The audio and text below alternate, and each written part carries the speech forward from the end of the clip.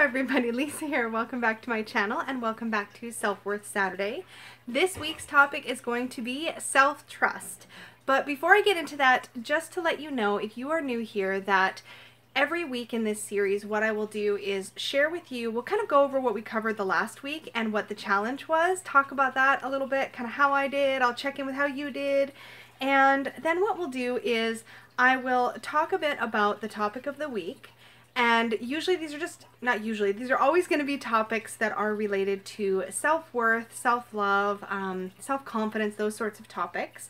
And then I will always provide some sort of tangible things to look for about this particular activity, some ways this might show up, that sort of thing. And as well, I'll share with you some sort of strategies for how you might do things a little bit differently if this is something that you are currently working on. I also like to provide a few journal prompts, a challenge for the week, and an oracle card reading. So if you are new here, please stick around. I really enjoy doing this series, and most weeks I will also be going on live after this series, sometimes with Peggy, most of the time with Peggy, and we will chat more about the topic in real time. So if you happen to be catching this the day that it airs, there'll be a live chat after, and if not, this video and the live chat will be available after for you to watch when it's convenient for you, so don't feel like you've missed out on anything if you didn't catch this like right when it came online. So with that said, I just kind of want to jump right into it. Oh, one more thing.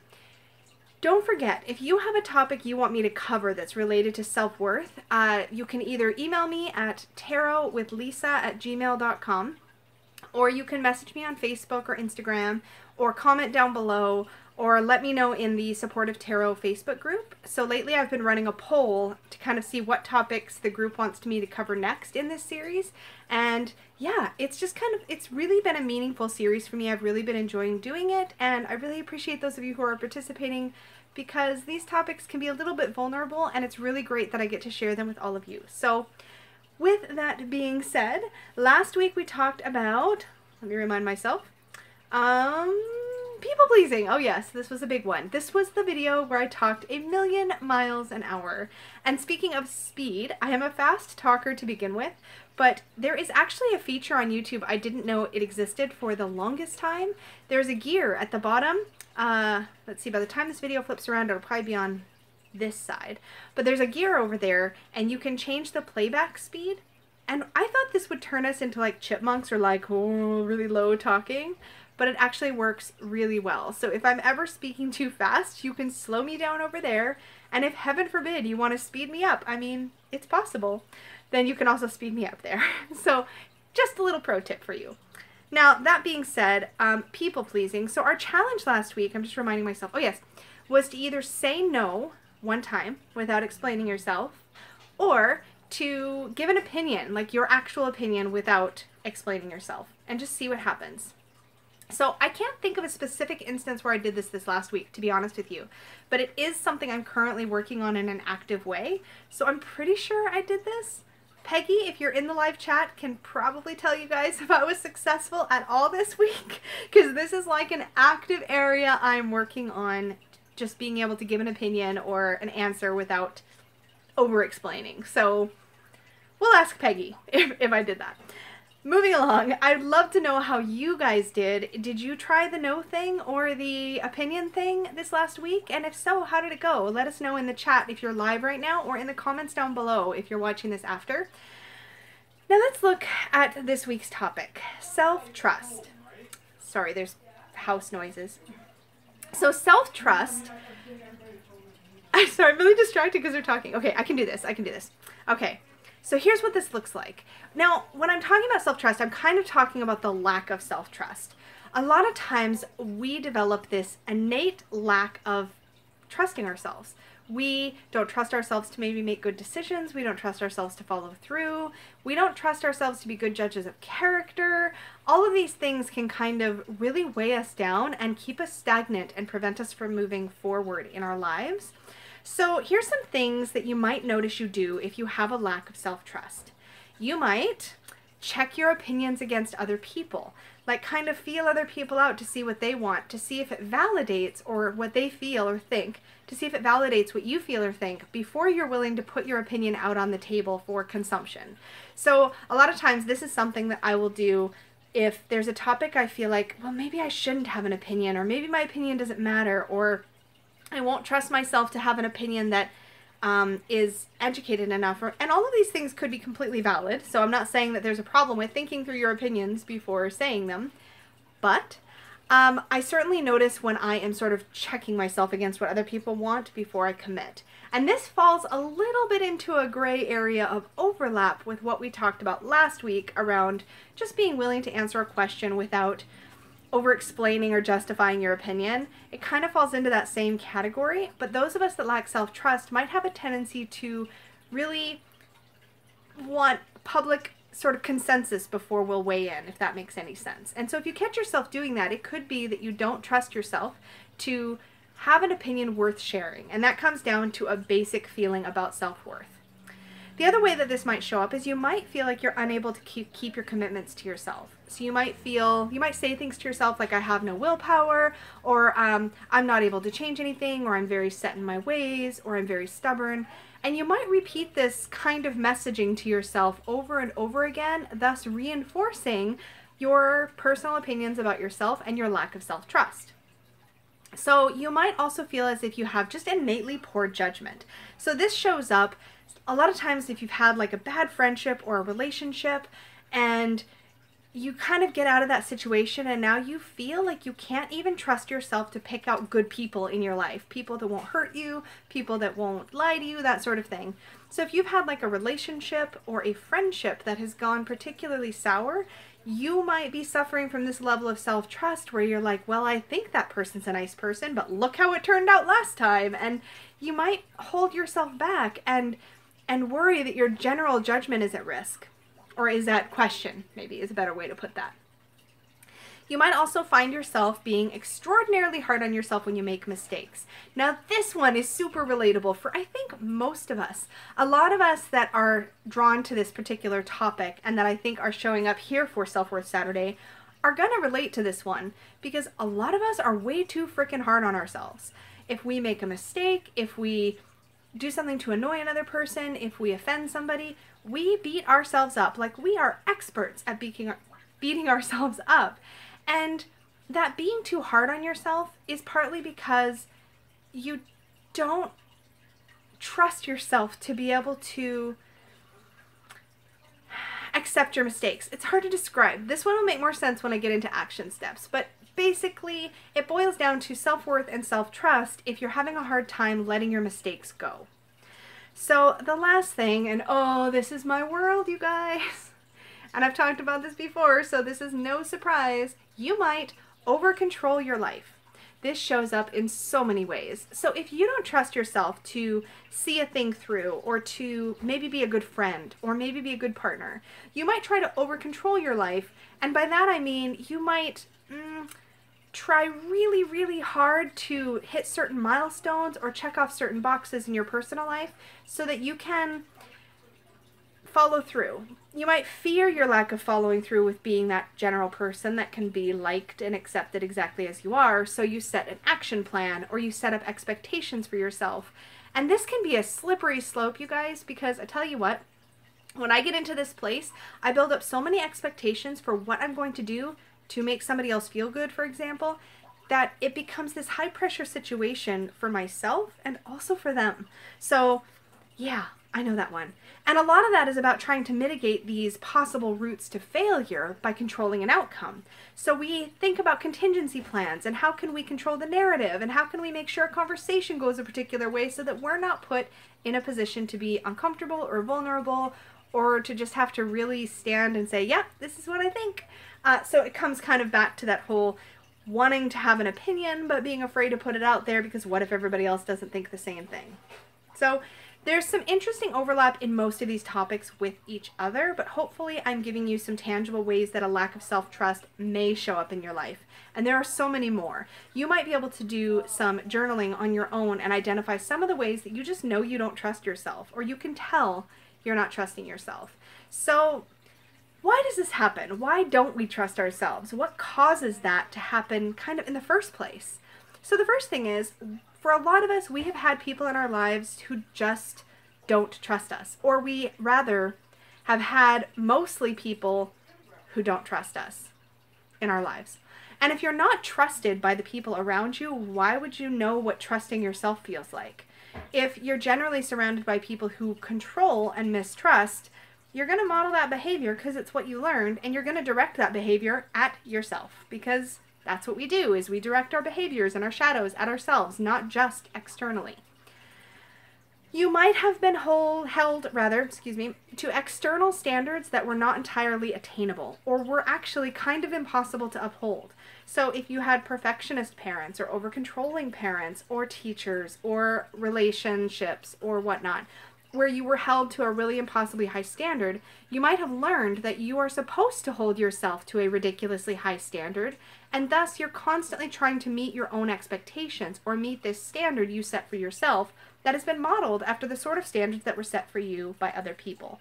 So this is the kind of things that we learn without even realizing we've learned it as we've grown up. We've learned it from our parents and from our leaders and from our teachers and other role models we've had in our lives. If all of your role models have always set the bar impossibly high, you're always going to feel like you're falling short, and thus you're going to assume that your default setting is failure. So another thing that comes up is societal pressure to stay in your lane. So this is a whole rabbit hole we could probably go down, but we are culturally surrounded by messages about what our particular life is supposed to look like, what our personality is supposed to look like based on things like gender, sexual orientation, race, upbringing, societal, class status, all of these kinds of things. We are assumed to behave a particular way. Therefore, we have the societal pressure to always fit inside of our neat little box. And if we don't fit inside that neat little box, we start to think that something is wrong with us, at least subconsciously, and we sometimes start to lack that personal trust in ourselves that we're fine as we are. Okay, the biggest reason why I think that this happens is basically fear of making mistakes. We don't want to screw up. We don't want to let anybody else down, and we sure as heck don't want to let ourselves down. So we paralyze ourselves in this lack of self-trust. We build up this repetitive pattern of sort of self-prophesizing our own failure because we're so afraid of failing. It's such a horrible loop that we get stuck in. It's literally that like sort of snake eating its own tail, but in the not good way of habits and patterns and cycles that we get caught up in. With all that said, what do we do about it? So there's a few things that you can do. You can set reasonable and attainable goals for yourself. Most of the time, and hello, shout out to everybody doing Depth Year right now, because y'all have some confessions coming your way. But sometimes we get so excited about goal setting that we forget that we're setting the bar too high, or we don't even notice that we're setting the bar too high. So if you work on setting more attainable goals that are actually realistic, and you start to feel what success looks like and what fulfilling your promises to yourself looks like, you'll start to develop a stronger sense of trust in yourself. You'll stop being quite as plagued by that inner voice that says you aren't good enough, or you can't finish this thing, why are you even trying? That inner critic gets kind of shut up if you just set attainable goals that you know you can accomplish, and don't overload yourself with lots and lots of attainable goals, because that's basically the same thing as setting too high of a goal. See previous about Depth Year. Yeah. Okay, so next, be kind to yourself. Think about the ways that you maybe self-berate or self-belittle, and think about if you would ever talk to a friend or a loved one in that same way. Especially when it comes to making mistakes. Self-criticism and self-flagellation are like a way of life in our North American culture. I don't know about other countries how common that is, because I've only ever lived in North America. But I know here it's pretty common, and I've talked about this in previous videos and will continue to talk about it, but it is almost normal, no, not almost, it is normalized to talk badly about yourself. So, if you can work on developing a more compassionate inner voice to sort of combat the inner critic, you might find that things start to sort of turn around and you feel a more harmonious relationship with yourself. 3. I know I haven't been counting, but we're on 3. Notice your successes. If you're going to be kinder to yourself about the things that don't go right, then be especially awesome to yourself when you do things right. Notice them, acknowledge them, even if it's just quietly in your own head or privately in your journal, but make note of the things you do well. Make note of the compliments you receive because those things tell you what you're doing right. And if you notice and spend more time energetically on accepting that good stuff in, it'll get a little easier and a little more natural to treat yourself with more compassion in a general way. Remember that you are only responsible for you and your actions. There's a saying that an old coworker told me once that has really stuck with me. You're only responsible for keeping your side of the street clean. That means that if you've had a bad relationship and things have fallen apart, you're responsible for your side of that, and that's where the buck stops. You don't have to take responsibility for what somebody else did, the mistakes that they made, and those things are not your fault or your problem. In other words, if somebody else chose to make a bad decision, let's use an obvious one. Let's say an ex-partner cheated on you, and that left you with this feeling like you have this horrible judge in character, and how could you have been with somebody that would treat you that way?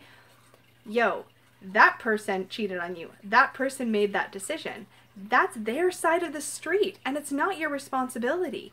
Therefore, it's not about judge of character. You have every right to expect that people in your life will treat you with respect and with the kindness, love, and general awesomeness that you know you deserve. Therefore, if somebody in your past has treated you crummy, that's on them. And you can only really look at the things that you did to maybe allow that as your side of the street if you're willing to accept that those decisions were theirs to make and their responsibility. So just keep the focus on your side of the street, and remember that you don't need to take the blame for every bad thing that's happened in your life. And I know that's a tough one, but it's something to think about. Finally, meet yourself where you are. It sounds like a simple concept, but it is a huge driving force between most of the self-worth work that I have done. If you accept yourself as you are in this moment, if you meet yourself where you are without, not where you think you should be, not where you were yesterday, but like where you are right now, if you meet yourself with that kind of acceptance day to day, you'll start to learn that life and you have rhythms. Sometimes you're going to be on your game and sometimes you're not. Sometimes you're going to have more energy to do A, B, and C, and sometimes you're not. And if you're always meeting yourself right where you are and accepting that that is how things are today, you'll learn to develop a more compassionate inner voice. Yeah. Look, I'm actually breathing in this video. It's kind of awesome. So, moving on. Let's look at some ways you can dive deeper into this topic for yourself. So I'm going to give you a few journal prompts that you can choose to dig into on your own time if you would like. First, write down 2 or 3 things that you consistently trust yourself about. This might be hard, this might take time. There's probably at least one that you can think of. If you can't think of any, write about that. Or if you found it really hard to think of 1, 2, or 3 things, write about that. But if there is something you trust yourself to do well, write that down. Notice it, explore it, maybe think about why that thing is something that you trust yourself to be or to do. Number 2, write about the last thing you, quote unquote, failed at. So write about it in a compassionate way. That's the challenge. So you can write about it as if you were talking to a friend who was maybe beating themselves up about this thing that went wrong. Write about it in that compassionate voice, as if you were writing or talking to another person that you care about, because it's easier to build up that compassionate voice if you imagine it's to an external source rather than an internal one. And finally, write down 3 things that you feel you have either successfully done or continue to successfully do. So things you know you're good at, like take a moment to write about that. And yes, this is going to feel repetitive sometimes because some of these topics are sort of interlinked in this like delightful chain of overlapping fun times. So we're going to revisit some similar topics, but if this particular prompt or these particular prompts resonate with you as something that might be useful, do that. All right. So I'm going to talk about this week's challenge while I shuffle our deck. I'm going to be giving us a card from the Sacred Rebels deck. This is the one by Alana Fairchild.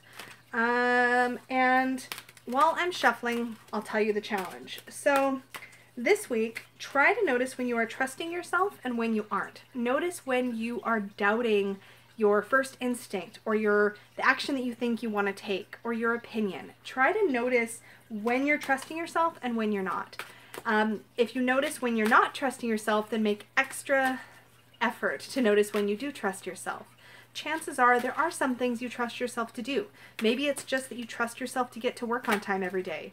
Maybe that's not you at all. Maybe you trust yourself to pay a particular bill on time, or maybe you trust yourself to always be there for your kids, or always be there for your best friend. But find the one thing, at least, that you can notice this week that you do trust yourself to do, and also see if you can notice the things you don't trust yourself to do, and let that be information that can move you forward on your path to self-worth.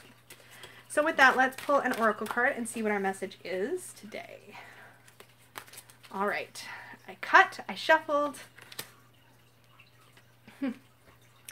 New birth guarded vigilantly is the message on the card. This is giving me some feels. What number are we, 24? This makes me think of these tender new ideas that we're nurturing, these tender new thought processes. But let me find, I'm going to just pull some snippets because Alana Fairchild's books are really long. So in every creative process, in every birth, in every opening of a new cycle of life, there's a time of vulnerability. Oh, yo, I feel that. The vulnerability is natural and appropriate. It is the foal learning to become steady on its legs. These legs will become remarkably powerful in time, but the process of growth and maturity has to take place, and that requires some wobbly first attempts. It cannot be any other way. And hello, if this is not right on point to talking about practicing these new ways of thinking about ourselves, of treating ourselves, and when we're talking about self-worth, how can we apply this idea of knowing we're going to wobble, knowing that we're going to stumble a little as we try to find our way towards treating ourselves with more compassion, more kindness, and towards really embodying our sense of self-worth, stepping into our personal sovereignty. Yeah, we're going to feel like that little foal on wobbly legs. I love that. New birth guarded vigilantly. So know that it's going to sometimes feel like 2 steps forward and 1 step back. And sometimes it's going to feel like 1 step forward and 2 steps back. But just keep putting one foot in front of the other and try these new ways to approach the way you talk to yourself and the way that you generally approach your sense of self-worth and how you engage with the world. And I guarantee you that over time you will start to hold your head higher and look the world in the face. So with that, I'm going to close off this particular video. I hope you will join us in the live chat following at 10 a.m. Pacific time. And in the meantime, remember to say to yourself as often as possible, I am worthy and I am unafraid. If you like this video, please hit the like button and subscribe if you're new here so you don't miss our future videos. And I will talk to you in the live very, very soon. Bye all.